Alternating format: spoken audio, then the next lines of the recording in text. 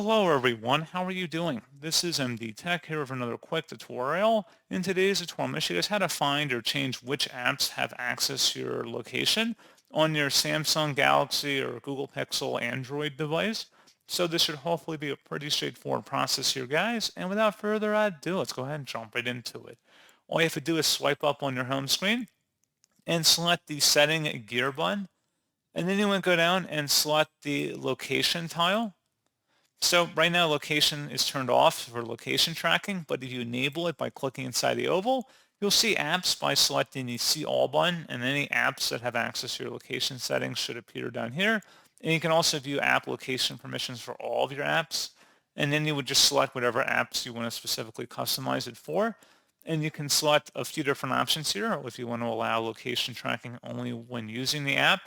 You can ask every time you open up the app, don't allow, and you can also turn on precise location tracking as well, either on or off. So pretty straightforward process on that, guys. And as always, thank you for watching. I do hope that I was able to help you out, and I do look forward to catching you all in the next tutorial. Goodbye.